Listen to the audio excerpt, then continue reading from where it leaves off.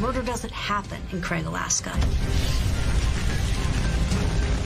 The fire was so hot, it melted the license plate. The trooper looked inside and can see some bones, and it looks like human bones. Lori Waterman was a saint. Why would anybody want to hurt her? She was church-going and had many friends. She kept asking, why is this happening? They found some rope fibers. Bloodstains on the sheets. What was going on in that house? Investigators begin finding out who's Lori Waterman, who is involved. He had so many opportunities not to do it. He just kept on marching forward, like one of those wind-up toys that just keeps going even as it falls right over the cliff. It was so brutal. He did something truly evil.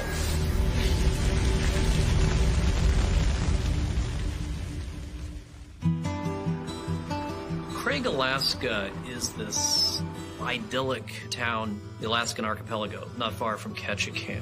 It's a breathtakingly beautiful place. Craig, Alaska is in the very southeast corner of Alaska. It's on a very large island called Prince of Wales Island. Even though it's a large island, there are not many people. Most of the communities are small. Most of the people there are in industries like fishing or timber, government, things like that. It's a very small community. It's off the road system. You have to travel by boat or by plane if you want to get somewhere. People don't feel like they have to lock their doors. The only crimes are really bar fights or DWIs. People look out for each other, and everybody pretty much knows everyone in Craig, but even if you didn't know everybody, you probably knew the Watermans. Lori Waterman is active in all sorts of community events. She does volunteer work. She's one of those people that seems to be involved in everything and always wanting to help. Lori Waterman lived for her children, and she was always involved in their school and their sports and their Girl Scouts. She would be driving her kids all over the island to their various activities, and that was no small feat because many of the roads were not even paved. She never complained, and she never put herself ahead of her children. It really wouldn't be much of a stretch to say that Lori Waterman was a saint. She was a special education teacher's aide, working with some of the most challenged children in her community. She was church-going and had many friends and was just sort of the ideal resident of Craig, Alaska. Doc Waterman is a local real estate agent. He's active in community affairs. He's the president of the school board. He's a little older than his wife, Lori, but they seem to have a great relationship. Doc and Lori's daughter, Rochelle, had been raised on the island, and Rochelle is very smart. Rochelle is very talented. She was very involved in a wide variety of extracurricular activities: choir, academic decathlon, volleyball. Even though Rochelle Waterman had a wonderful childhood, for a teenager, being stuck in Craig, Alaska can feel pretty isolating. Like any other 15-year-old, she wanted to go somewhere where there was excitement. I can see the bright lights, the big city. That's where I want to go, and I feel constrained by just having to be stuck in Craig. It's normal for a teenage girl to want to vent about her life. Rochelle Waterman chooses to do it in a blog entitled My Crappy Life, in which she refers to Craig as Hell, Alaska. As a child, I remember playing on my street, looking at the world around me and thinking, this is the world. That one day I would own a house on this street, that the neighbors would all be the same, and maybe I would one day be a mom like all the others. This was in 2004. Blogs were becoming more common. Rochelle wrote about her life. One thing that became really obvious as you read Rochelle's blog is just how much she was, for lack of a better word, an immature 15-year-old. There isn't very much in the middle. Things are either really, really good or they're really, really bad. Do you ever feel completely alone? All the people you care about and you thought cared about you leave.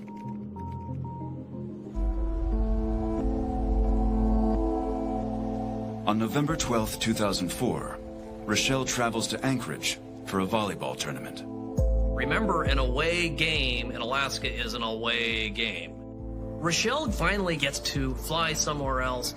She gets to go shopping. She's very excited. She gets to go to a mall. She finally gets away from hell, Alaska, as she calls it. Her father, Doc Waterman, is off in Juneau attending a leadership function. He's out of the house, too. This leaves Lori Waterman home alone. Lori spends the weekend the way she spends many weekends, keeping very, very busy. After being hundreds of miles away, Rochelle and Doc return from their respective trips at almost the same time. As they unpack, as they're moving about the house, Doc realizes that his wife hasn't come out to say hello, and come to think of it, her van's not in the driveway. At first, Rochelle and Doc don't really think much of this. It's possible she's off running errands. After all, this is safe, sleepy Craig, Alaska. What could have possibly gone wrong? After a few minutes in the house, Doc and Rochelle start to notice a few things that don't make sense. In the master bedroom, the bed is unmade, which is unusual for a person who is known to be a bit of a neat freak. Doc and Rochelle go back to the kitchen, and there is this wine bottle. Now, anywhere else, this would not be that big a deal, but Lori Waterman didn't drink. Doc and Rochelle have no idea what happened to Lori Waterman. Doc was calling Lori's cell phone. He was getting no answer. He tried all of her friends. They had no idea where she was, which is particularly unusual in a town like Craig, Alaska, where everybody tends to know something about everyone else. Desperate for answers, Doc and Rochelle get in the car and start driving around the streets of Craig, hoping to find her. They drive for hours, but find nothing. So Doc finally calls the police to let them know his wife and the family minivan are missing. Once the police get involved, the search broadens considerably. Now the police are searching the woods surrounding the town. They're also checking with hospitals to see if there have been any accidents. Everything turns up a dead end. It's like she disappeared into thin air. In the house, there's no sign really of any kind of break-in. There's no money gone. The only thing he finds is this little piece of latex. It looks like it's the tip of a rubber glove. Doc Waterman takes off work the next day, simply so he can stay close to the phone and be there the minute any news comes through of what might have happened. Rochelle, however, does go to school. In a place as small as Craig, with a community of only 1,500 people, news travels fast. By Monday morning, most of Craig, Alaska knew that Lori was missing. They were sort of surprised to see Rochelle show up at school that day. Rochelle's emotions the day after are all over the map. At times she's crying, at times she's angry, at times she's inappropriately giggling and silly. She's just thinking all kinds of crazy thoughts. Some of her teachers asked her about it. They wanted to know that she was okay. She said she wasn't worried. She said her mom had probably gotten drunk and driven off the road somewhere. The police search yields nothing, but several miles outside town, A hunter was out in the woods looking for deer. The hunter sees this smoke in the distance, goes a little bit closer, and finds this van. The hunter calls the authorities, and a state trooper comes out to investigate. He trudges out in the rain, walks up a winding road, and finds a burnt-out minivan. But it's what he finds inside the van that truly shocks him. In November 2004, the sleepy town of Craig, Alaska, was rocked by the disappearance of Lori Waterman. But the shock of her absence was nothing compared to what was discovered. Some hunters notice a huge fire raging in the woods. When they head over to see what's happening, they realize that it's a van that's been engulfed in flames, and they quickly alert the authorities. The trooper looked inside, and there on the inside they can see some bones, and it looks like human bones. The van is quickly identified as a crime scene because the fire is so hot that it has burned almost everything except for a skull. Back at the Waterman home, state troopers report to Doc that a van has been found and that there are human remains in the van. The fire was so hot it melted the license plate on the van. But the VIN number was still readable on the vehicle. It was traced back to Lori Waterman. This was her van. Rochelle is at school on Monday morning. They bring her to the principal's office, and they tell her that she needs to go home. Her mother's van has been found. The authorities tell the Watermans that we don't have 100% ID on the remains, but it's starting to look almost 100% like it's Lori Waterman. The skull that was found in the van was so charred that it wasn't easily identifiable. But once it was sent away and testing was performed, it was finally revealed it was Lori Waterman. Murder doesn't happen in Craig, Alaska. The people of Craig were, the best word I can describe would be shock. It was devastating to everybody, a lot of people, including children. Lori was well respected by everybody. I don't know of anybody that could ever say anything wrong about her. It has just rocked this community so much. How could that have happened? It wasn't as if you could really say, here's Lori Waterman. Oh, let's count the number of enemies. All right, we've got a bunch of suspects. The troopers begin finding out who's Lori Waterman, who is involved. Upon hearing that his wife was dead, Doc thought to finally share with the police the fact that a few suspicious things had been found in the home. That wine bottle on the counter, a few small bloodstains on the sheets, the tip of a rubber glove left behind in the bedroom. The police executed a search warrant and looked all throughout the house. It was Chief C at the time. He went through the house with Doc. They found some rope fibers in the upstairs bathroom. Doc made a comment about, do you think we have a weirdo loose?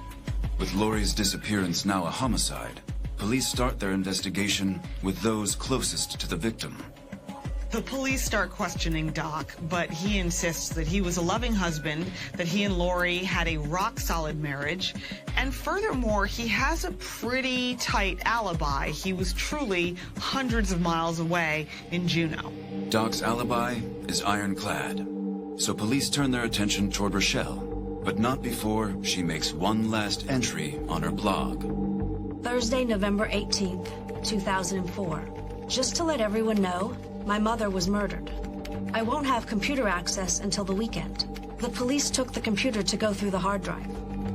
I thank everyone for their thoughts and emails. I hope to talk to you when I get my computer back. Authorities very early asked Rochelle if there was any trouble in the family. Some of the people that know you have said that you've told them about potential problems with your dad and or your mom having affairs with somebody else. Well, yeah, because I had heard some stuff and I'd asked them, have you heard anything? She didn't give them any details, but it made them wonder what was going on in that house. Police begin to poke around in Rochelle's life and begin to find out that she wasn't only this model student and scholar athlete and good daughter. Rochelle had some issues and had a darker side. Life is a dead, heartless mass while we live it. It turns into a swirling, visceral beast when we are shut out. A lot of the ramblings and rantings on the blog are pretty typical teenage girl stuff. But if you scratch the surface a little bit, There seems to be a current of anger that maybe goes beyond just your typical adolescent ranting. Rochelle did begin to change. She started wearing all black and black nail polish.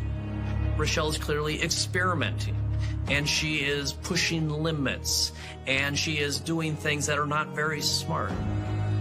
She poses wearing a black dog collar around her neck. She basically rants and raves about all the ways in which she does not want to be the daughter that Laurie is trying to create. I am nothing. I am not who I was created to be. I have become who they wanted me to be. As the police continue to talk to Rochelle, a different kind of story starts to emerge. She talks about the tension she had with her mother, how they were fighting all the time.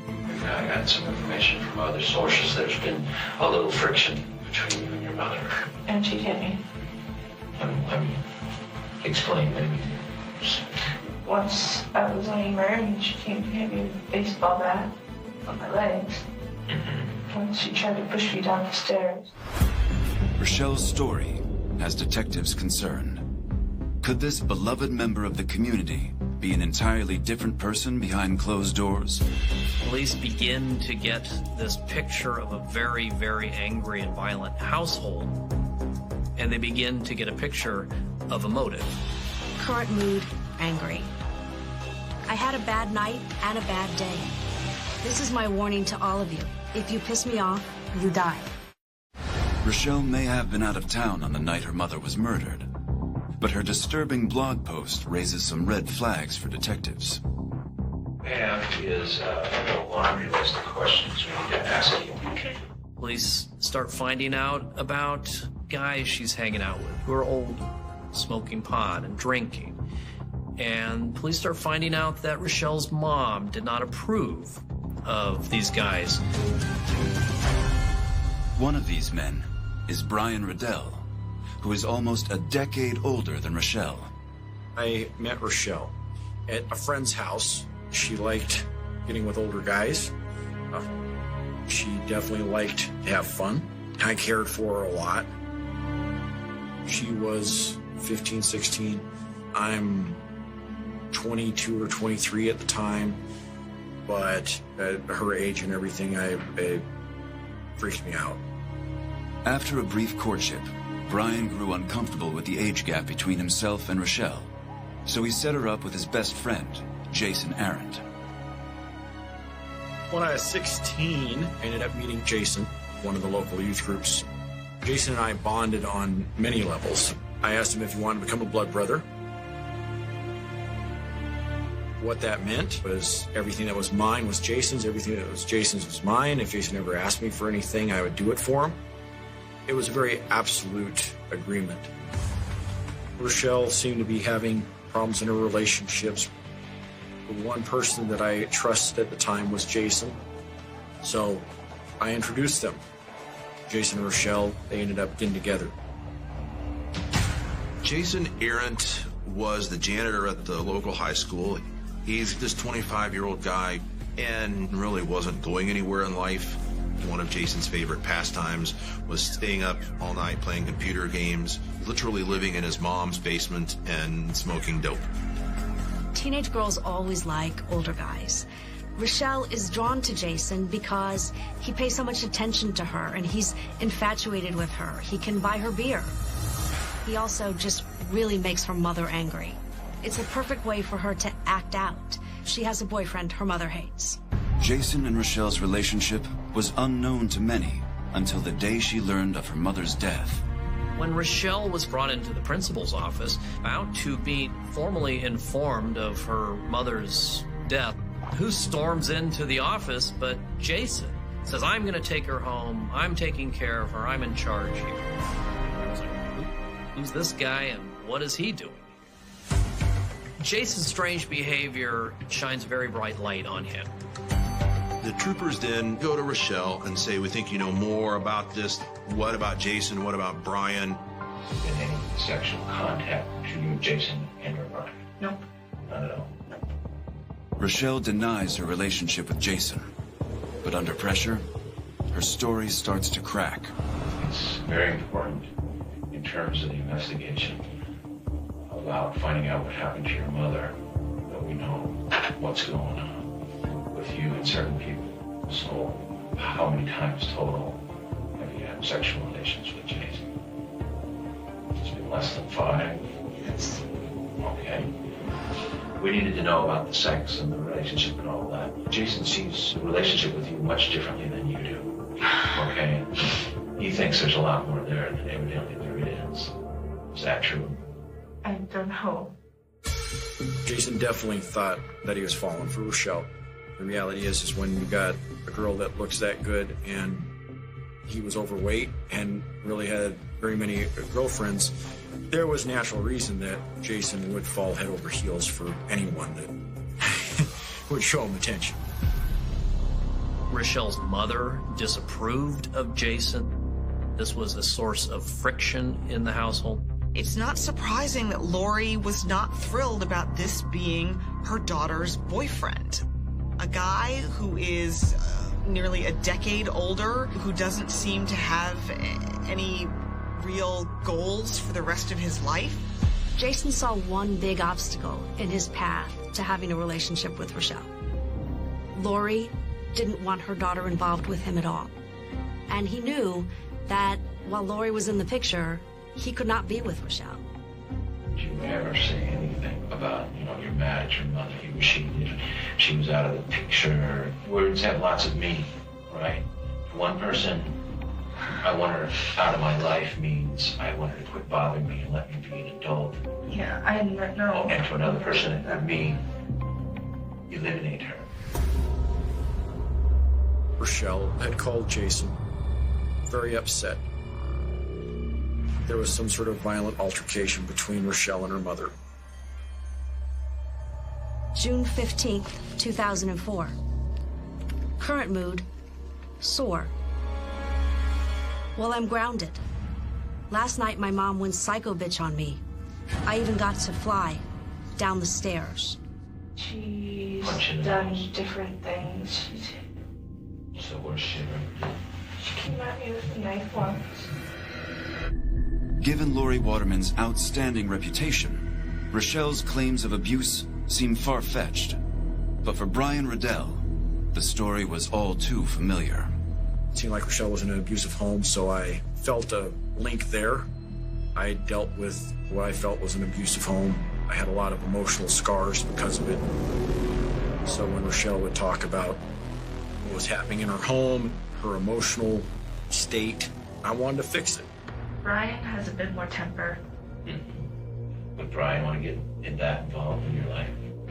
He's one of those people where he would do a lot for somebody he really doesn't know. Okay. What would he do for somebody who doesn't know? Oh, goodness, I have no idea. Jason is head over heels in love with Rochelle. And after hearing of her troubles at home, he realizes they have a common enemy. Jason comes to me, he says, we need to protect Rochelle, we need to get her out of the home somehow. There's abuse going on. Rochelle's life was in jeopardy. Her mom might kill her. As a result, I was willing to go all the way. Brian is in many senses a robot, and robots have to be programmed by someone.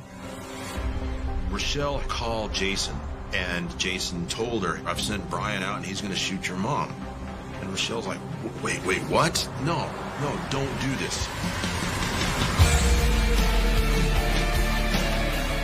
I know that she goes to pick up Rochelle at volleyball practice, and I'll just go down and wait in front of the school. I'll just walk up over the bank and go straight at the car and take her out.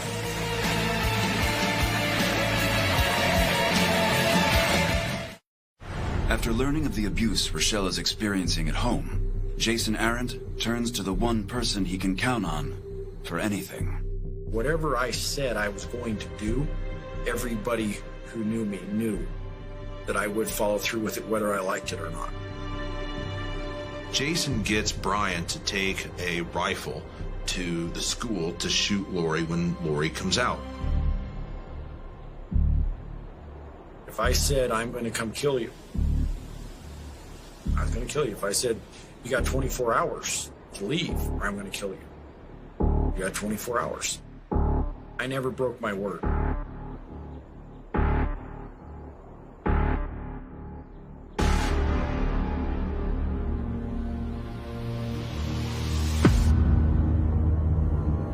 I forgot the bolt in my rifle and had to call it off. Thought at that point, everything's done. Nothing's gonna happen. May 3rd, 2004. Current mood, depressed. Current music, the pounding in my head. Violent people suck. After that incident with the rifle, Rochelle had less contact with Jason, and it kept diminishing. Jason was really distressed about this. And so Jason then keeps telling Brian how Rochelle's life is in danger. Brian comes to believe Rochelle's life is in danger because of Lori. I will save Rochelle's life and kill Lori.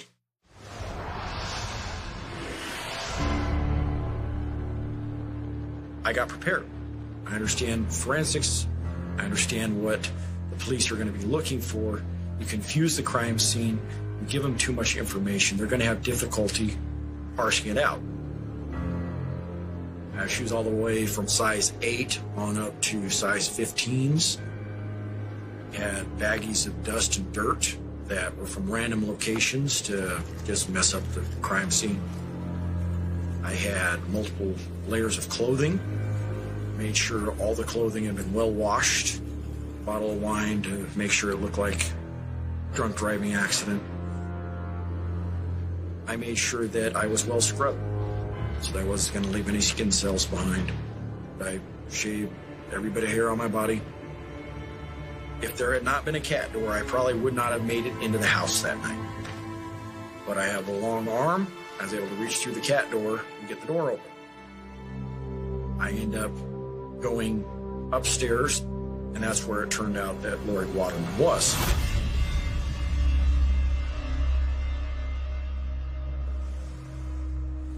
I opened the door. She saw the light, whatever, she got up at that point. But nothing happens. A lot of time goes by. I finally get up the gumption and rush in the room. Told her, do whatever I want and you'll survive. Someone who's freaked out tends to listen to orders, and especially if they still think there's a little bit of chance. It's sad, it's a little sick, but it's the psychology of dealing with a human being. Told her we're gonna go downstairs. Had her drink a bunch of wine so she'd get drunk. Lori Waterman, who never drinks anything now, is horribly inebriated, throws her into the back seat of her own minivan. Brian then drives her way out to the other side of the island. I knew a location that was relatively backwoods, out of the way, hard to drive up. And that's where I went with the car. Stage an accident, way out on a dirt road. Make it look like a drunk driving accident. Lori Waterman was laying in the back between the seats.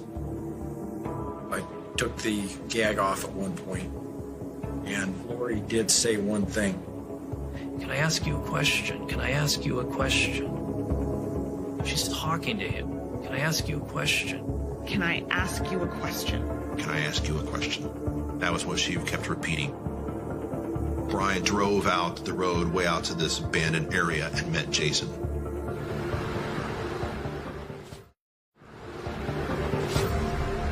It's tough to think about what she was thinking. If I was in that situation, I'd be wondering the same thing. Why is this happening? Why would somebody do something like this? Why am I out here in the middle of nowhere being murdered? And Jason told her so that you'll never hurt Rochelle again. Had her kneel. I attempted to break her neck backwards. How'd you do that? By yanking up on the chin, forcing it back. Okay. How far back did you pull her chin up?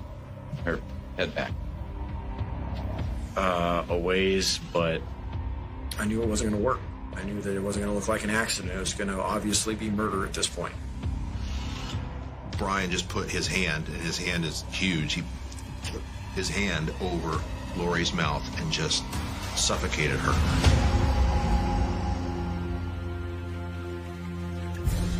And the best thing on the spur of the moment that I could think of was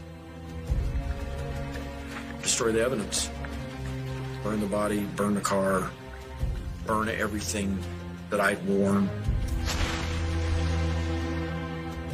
Lit it on fire.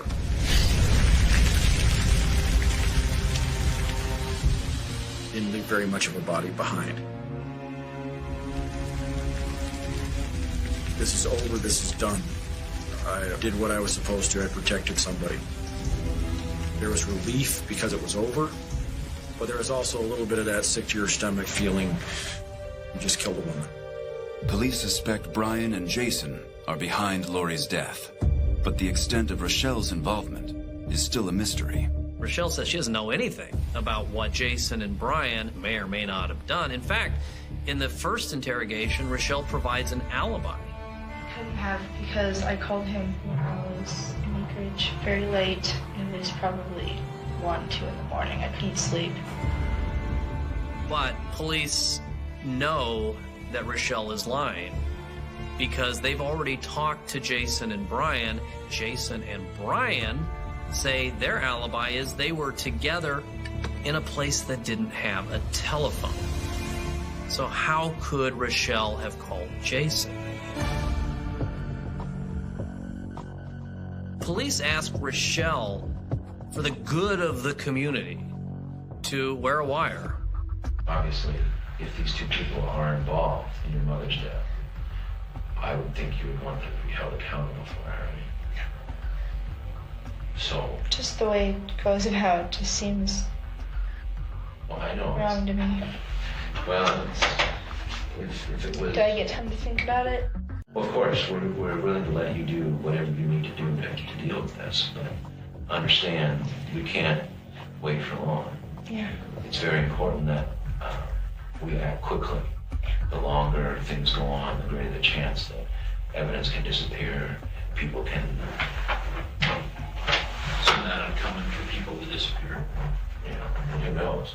Yeah. It's not the first time it's happened. Not to say that this would happen, but there's an old saying, two can keep a secret if one's dead. And if we've got a situation with two people, one might determine, hey, this guy can give me up, so maybe I need to get rid of him. We're not out to hang anybody who doesn't deserve it. What we're after is the truth. And you, unwittingly, are involved in this. You know, like it or not. It keeps coming back to you. Why isn't Rochelle cooperating more to help solve her own mother's murder? You would think this poor girl would do anything to solve the murder. Yet she's being cagey and she's parsing her words. She's telling stories that don't entirely add up. And that's what made the police even more suspicious. And to add to their suspicion, the police discover the hidden letter that may flip this case on its head. You spent, 14 hours going through your house. You know everything that's in there. You looked at every scrap of paper in your house. People are sleeping with guns. People are paranoid. People think there's a boogeyman. And they're scared to death. In the murder of Lori Waterman, police have their sights set on Jason Arendt and Brian Riddell, but begin to suspect Lori's own daughter, Rochelle, because of a hidden letter and her strange refusal to wear a wire. Rochelle's behavior in the interrogations became increasingly suspicious. Her stories weren't adding up. Why wouldn't she wear a wire? She's not acting like a girl who's willing to cooperate and do anything she can to find justice for her mother and bring some peace to the island. While Rochelle is reluctant to wear a wire, Jason Arendt, the man she lied to authorities to protect, is much quicker to cooperate. The troopers go to Jason. They tell him that they think that he did this. They give him some of the evidence and ask would he wear a wire against Brian. Jason finally comes out to see me. I was a little suspicious. Things seemed a little funny with the way he talked to me. I'm assuming he's not going to wear a wire. He wouldn't betray me like that. You know, I've done everything for him. He's going to at least give me that in return. So we end up driving around. Eventually, I felt relatively safe, and I started to talk to Jason about what had happened, what was happening with him. Spilled enough in the beans that I was done for at that point. I told him, I want to go see my family. I know it's going south at this point. I just want to say goodbye. So when I get there, I go to my mom and I say, hey, Mom, you know that murder? The cops are thinking I did it.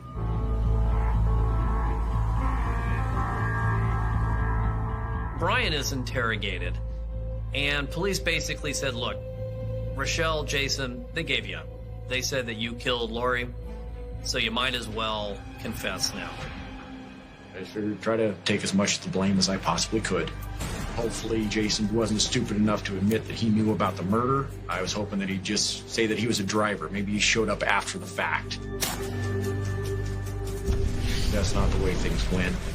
When they eventually came to arrest him, they whipped out the handcuffs he broke. They admitted way too much stuff if you wanted to not get much time. Police have Lori's killers in custody, but they're not ready to close the case.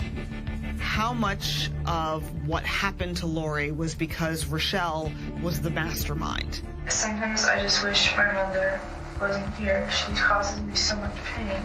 Okay. And he said, would you rather her dead? I said, I don't know. You can look at Brian and Jason and decide that they took it upon themselves to just go way, way too far. Or you can believe that Rochelle Waterman did something truly evil. Who told your friends Monday, before the body had been identified, that your mom probably died in a drunk driving accident? It's what I assumed. That's because that was what the plan was. No, it's what I assumed. They told you the plan was going to be. I assumed. And incited them, plotted with them, told them exactly what to do, and that she is largely the one to blame.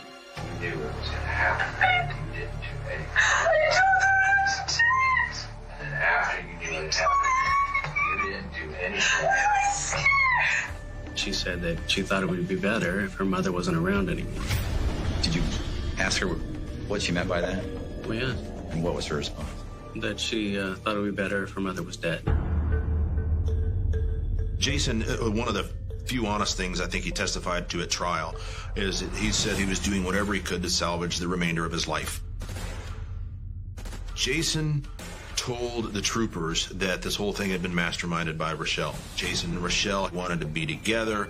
Lori did not approve of this, and so Rochelle had pushed Jason into getting Brian to kill Lori. She mentioned that a good window of opportunity would be coming up when she would be going up north for volleyball, and when her dad would also be gone from the home. The troopers believed it. So when they talked to Brian just flat told him, listen, I really wasn't talking a bunch to Rochelle. Jason was really the only person in this case that said, you know, Rochelle was the mastermind. Rochelle was the one that wanted this. Rochelle was the driving force. Her role in this is basically, you know, going to them and saying, you know, gee, I wish my mom was dead. Will you kill my mom? And them agreeing to do it. The troopers had an idea of what they believed had happened in this case, which in their mind was she manipulated us. She was a Black Widow. That's the wording that the troopers used when they were talking to Jason was, could have she maybe been a Black Widow? And I was just a patsy. Would have been a great story for me to go with. It's a lot less time for a patsy than it is a mastermind. And that's what they wanted. They definitively wanted Rochelle to be the mastermind. When it came right down to it, I could have investigated what was going on. I could have gone and talked to Rochelle Waterman throughout this entire time. The most horrifying revelation for Brian is that maybe Rochelle was lying. Maybe she wasn't abused as badly as she said, and that he threw away his whole life for no good reason. When you look at the letter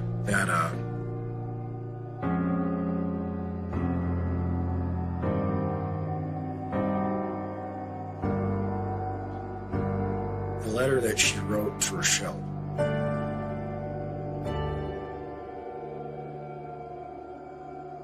shortly before this happened, where she was trying to make up for some of the differences that they'd had. Sorry, I don't like showing emotion.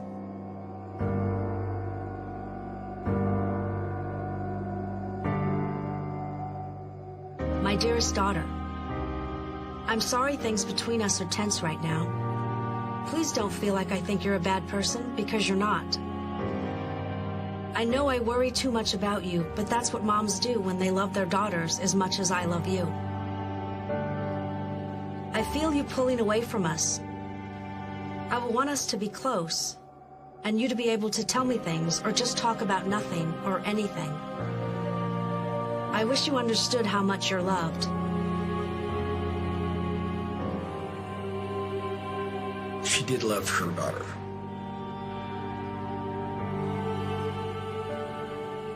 And she hadn't done what I thought she'd done.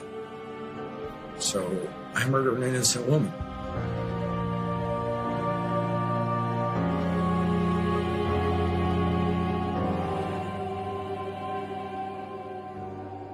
You feel Lori's heart in the letter. Her love for her daughter is so apparent, and she knows that they're in a bad place right now, and she's desperately trying to get past that, to sort of reconnect with the little girl that she loved. None of this had to happen, and it's heartbreaking that it did.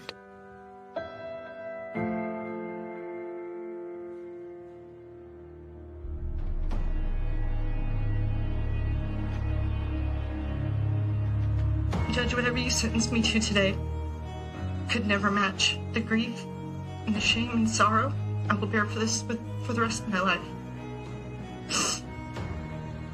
When I graduate from college, when I get married, or when I have kids of my own, my mother won't be there.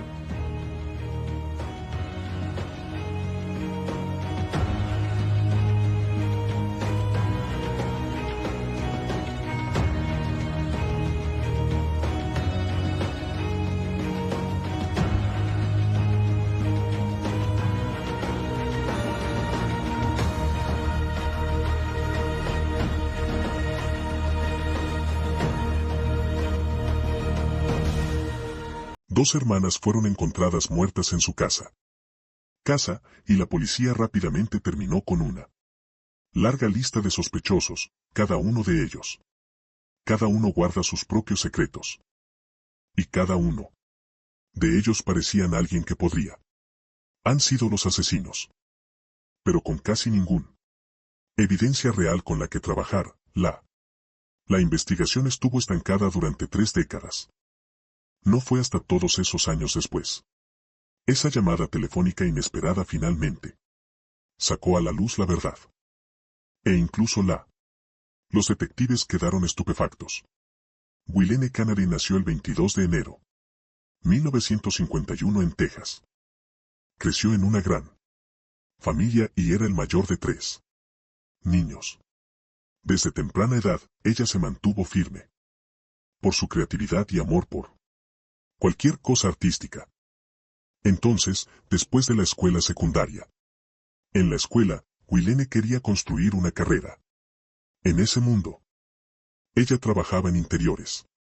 Diseño, centrándose en el trabajo del vidrio, y también abrió su propio pequeño negocio de ropa vintage. Tienda. Apenas generaba suficiente dinero para seguir viviendo. Pero para Gwilene, hacerlo. Algo que realmente le importaba. Importaba mucho más.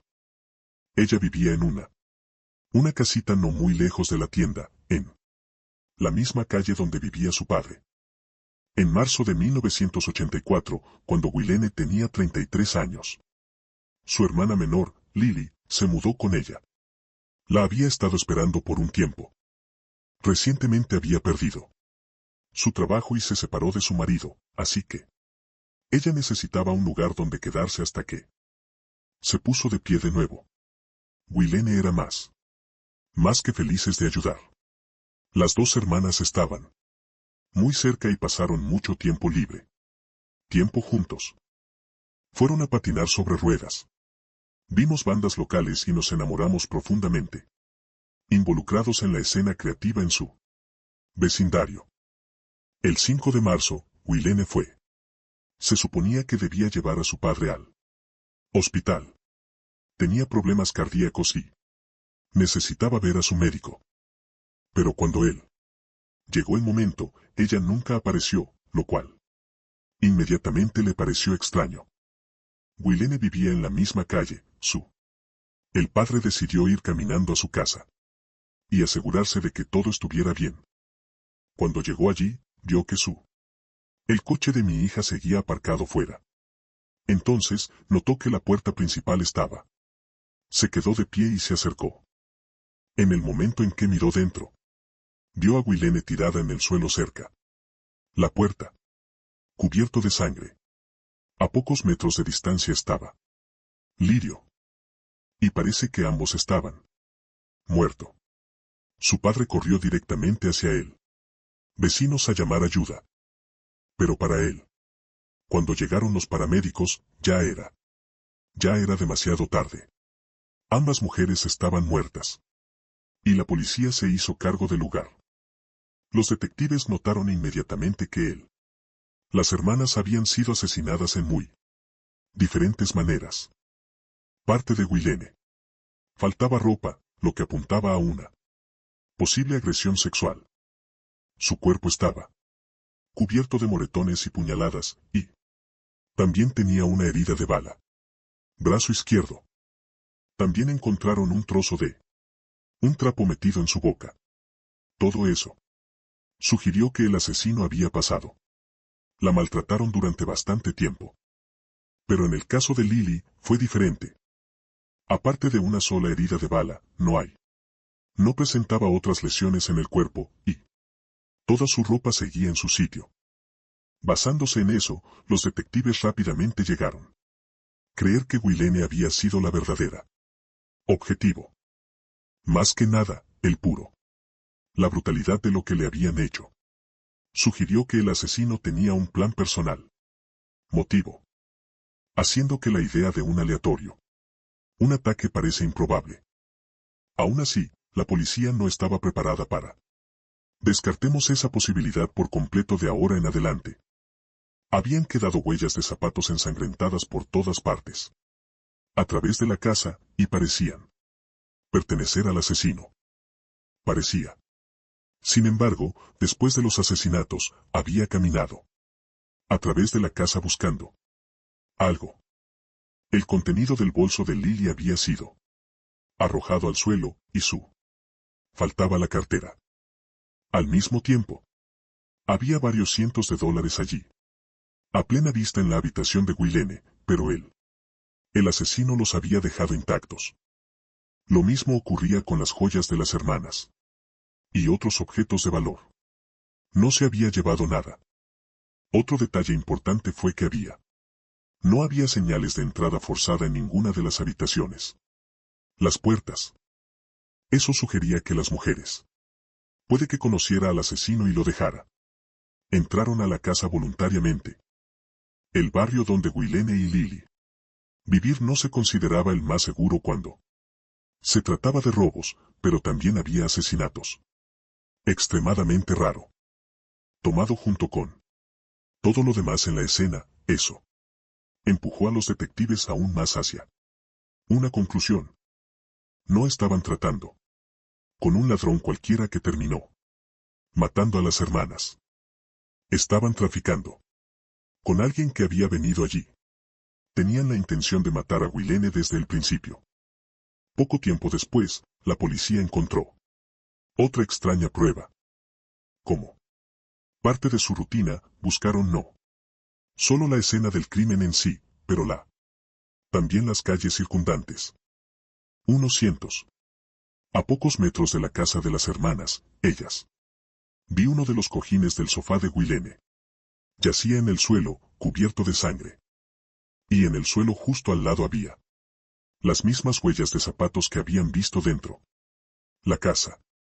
Los detectives no pudieron entender por qué alguien que acababa de cometer un doble asesinato conllevaría una cojín del sofá manchado de sangre fuera de la casa en lugar de tomar cualquier cosa valioso, solo para desecharlo unos minutos después. Más tarde, una vez que la policía terminó el procesamiento, la escena del crimen, comenzaron a ir vecinos que iban de puerta en puerta y hacían preguntas.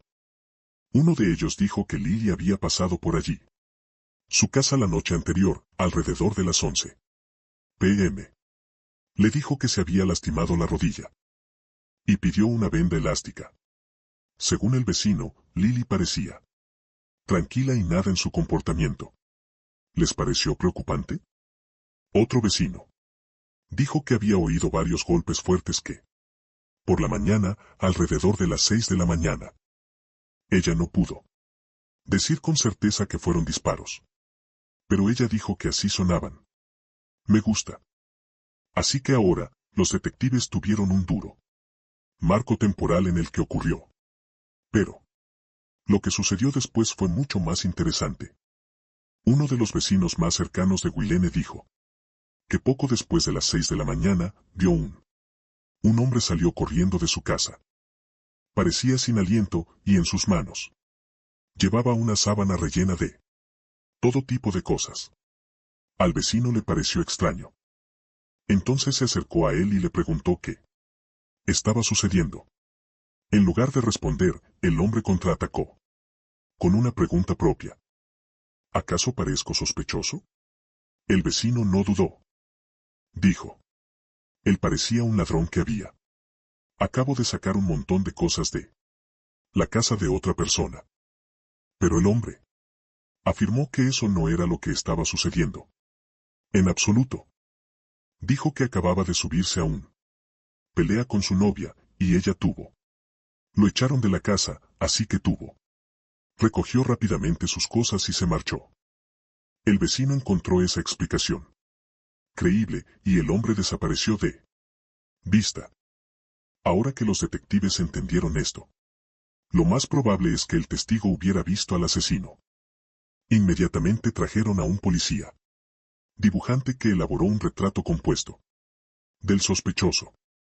Fue descrito como un hombre blanco de alrededor de 1,75 metros de altura y con un peso aproximado de 155 libras con cabello oscuro. La policía envió eso. Esbozar para periódicos locales y consejos. Empezaron a llegar en masa. La gente de la zona quedaron conmocionados por lo sucedido y todos querían que atraparan al asesino lo más rápido posible. En poco tiempo, los detectives centraron su atención en una pista de un sospechoso que había llegado por teléfono. Una persona que llamó dijo que el boceto se parecía mucho a un vendedor local. La policía se enteró rápidamente que el hombre vivía no muy lejos de la escena del crimen, justo en dirección a el lugar donde estaba el cojín del sofá. Han sido encontrados.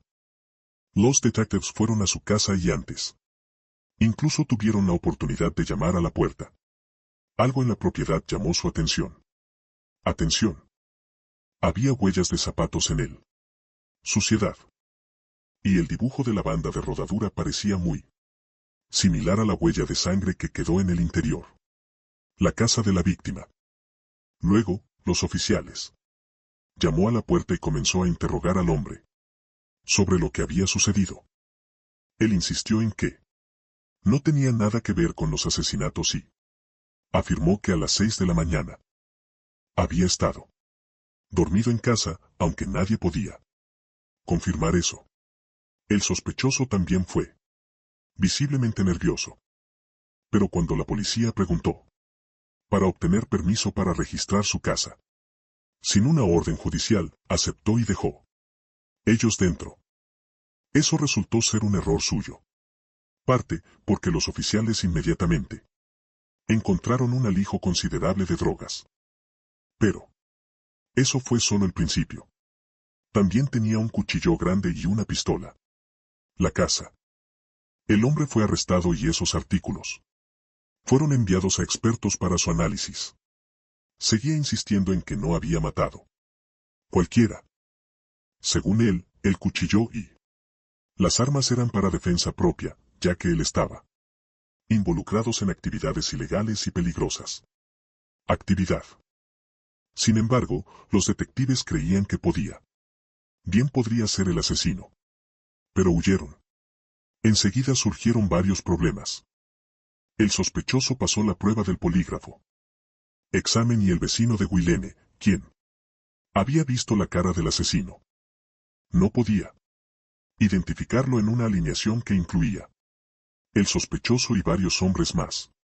Finalmente, el dibujo de la suela de sus botas resultó ser diferente de lo esperado. Huellas dactilares encontradas en la escena del crimen y eso fue lo que finalmente convirtió a los detectives en detectives. Dudo seriamente de su implicación. Entonces, dejaron de tratarlo como sospechoso. En el crimen y la investigación, pasó a otras pistas. Para entonces, los médicos forenses habían terminado su informes y los detectives obtuvieron confirmación de lo que ya habían sospechado. Los expertos determinaron que Guilene había sido muerto de un solo disparo en la cabeza, a quemarropa, y ella tenía ninguna otra lesión. Guilene, por otro lado, había sido sometido a abusos prolongados. Los examinadores también confirmaron que el asesino la había agredido sexualmente y recolectó material biológico de ella. Cuerpo. Pero en ese momento, las pruebas de ADN aún no se está utilizando, por lo que la evidencia no pudo ayudar a los investigadores. Sin embargo, el informe médico confirmó que Guilene probablemente era el objetivo principal.